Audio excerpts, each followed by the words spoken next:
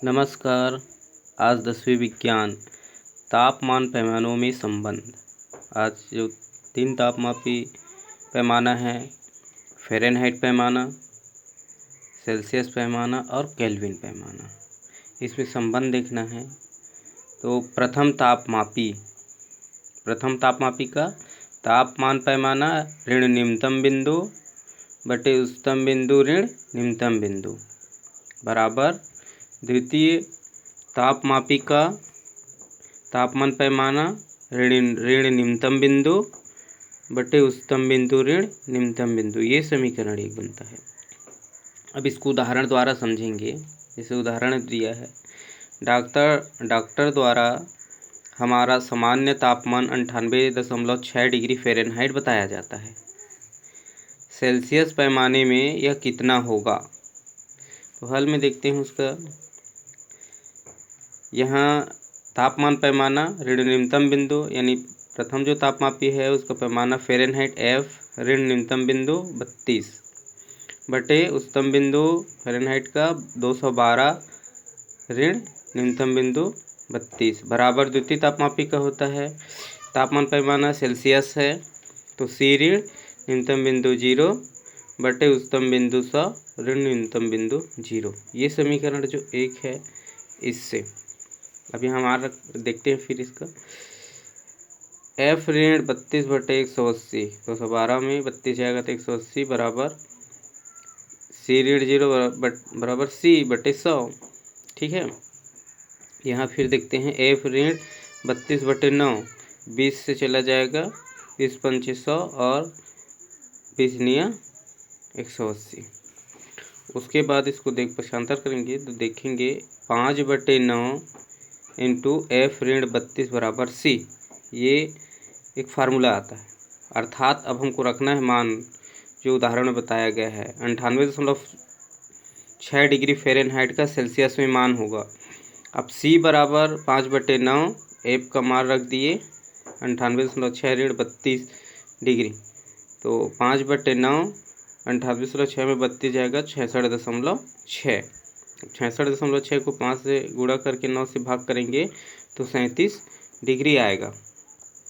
अर्थात ये 98.6 फ़ारेनहाइट बराबर 37 डिग्री सेल्सियस होता है। यही मनुष्य का सामान्य तापमान है। ठीक है। अब इसी प्रकार देखते हैं तीसरा तापमापी पैमाना केल्विन पैमाना। केल्विन पैमाना में देखेंगे न्यूनतम तापमान नियत दाब पर लगभग उसका 273 केल्विन होता है, जबकि उच्चतम जो तापमान है वो 373 केल्विन होता है। न्यूनतम तापमान व उच्चतम तापमान केल्विन में भी कि जो बीच का अंतराल है 100 समान भागों में विभाजित रहता है, वो केल्विन जो पैमाना है। तो इसमें भी एक उदाहरण देखते हैं। यदि किसी कमरे का तापमान 0 केल्विन है तो सेल्सियस पैमाने में उसका तापमान कितना होगा? तो हाल में देखते हैं। उसमें भी वही है, प्रथम जो समीकरण में है तापमान जो पैमाना है उसके लिए केल्विन तापमान पैमाना ऋण उसका न्यूनतम बिंदु 273 बटे उच्चतम बिंदु 373 ऋण न्यूनतम बिंदु 273 बराबर द्वितीय तापमापी का तापमान पैमाना सेल्सियस C ऋण न्यूनतम बिंदु 0 बटे उच्चतम बिंदु 100 ऋण न्यूनतम बिंदु 0। अब इसको हटाएंगे तो K ऋण 273 बटे ये 373 से 273 जाएगा तो 100 बराबर C बटे 100।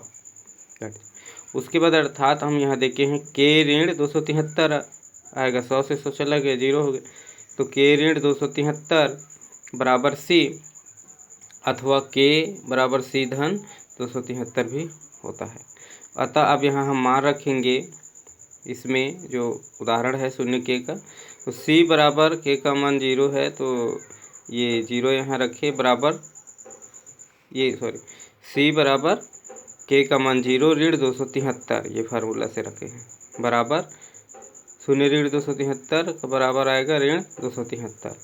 तो 0 केल्विन बराबर ऋण 273 डिग्री सेल्सियस को परम शून्य ताप या एब्सोल्यूट जीरो कहते हैं, क्योंकि इसके नीचे का तापमान प्राप्त करना संभव है। यह न्यूनतम तापमान भी होता है।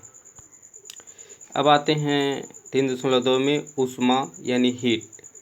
तो इसमें यानी हीट आप जब देखेंगे ठंडे पानी के जो बर्तन है उसमें गर्म पानी के छोटे बर्तन को रख देते हैं तो हम पाते हैं कि जल्द ही गर्म पानी ठंडा और ठंडा पानी थोड़ा सा गर्म हो जाता है।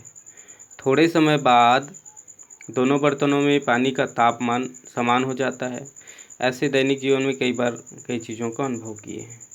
जैसे खाने को सड़ने से बचाने के लिए उसे ठंडे पानी के बर्तन में रख दिया जाता है।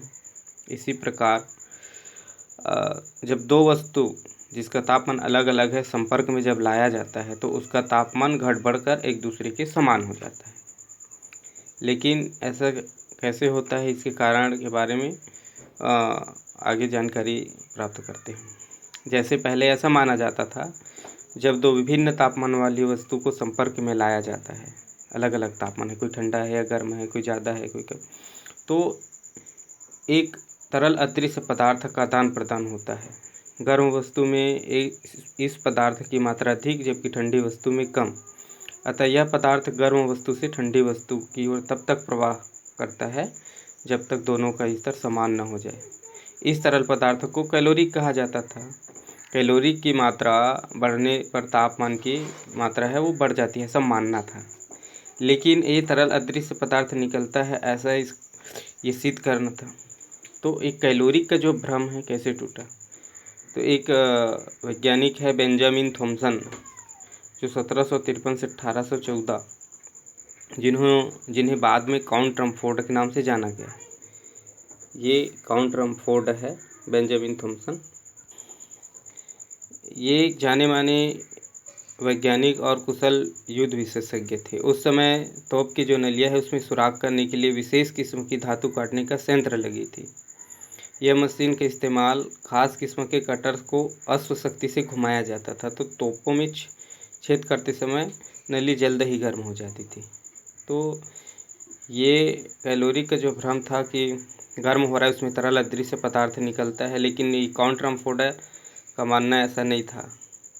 उनको यह बात नहीं जची, तो उन्होंने देखा कि ये अश्व शक्ति के कारण जो घुमाया जाता है उसके कारण गर्मी पैदा होती है और घोड़ों की जो ऊर्जा है उससे इसमें गर्मी पैदा होती है और सुराख होता है।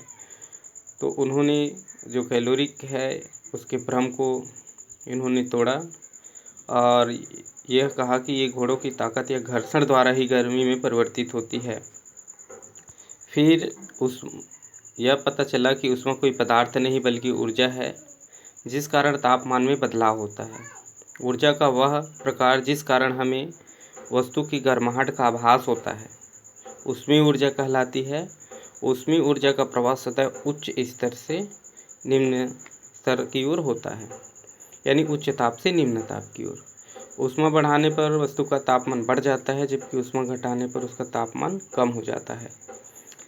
अर्थात किसी वस्तु को ऊष्मा देने पर वस्तु का तापमान बढ़ जाता है जबकि वस्तु से ऊष्मा लेने पर उसकी तापमान कम हो जाती है। ठीक है। इसके बाद ऊष्मीय ऊर्जा के मात्रक। तो ऊष्मीय ऊर्जा के मात्रक में देखेंगे, एक CGS पद्धति में ऊष्मा का मात्रक कैलोरी है। एक कैलोरी ऊष्मा की वह मात्रा है जो 1 ग्राम पानी के तापमान को 14.5 डिग्री सेल्सियस से 15.5 डिग्री सेल्सियस तक बढ़ाने के लिए आवश्यक है। कैलोरी के स्थान पर किलो कैलोरी का भी उपयोग किया जाता है। 1 किलो कैलोरी बराबर 1000 कैलोरी होता है। क्योंकि ऊष्मा ऊर्जा की एक मात्रक स्वरूप है, इसलिए उसका SI मात्रक जो ऊष्मा का है उसको जूल कहा जाता है। अर्थात 1 कैलोरी बराबर 14.18 जूल, तो 1 किलो कैलोरी बराबर 14.18 गुणित 10⁻³ जूल के बराबर होता है। ठीक है। नेक्स्ट क्लास में देखेंगे ऊष्मा का संचरण। ठीक, थैंक यू। इसको सब्सक्राइब करिए।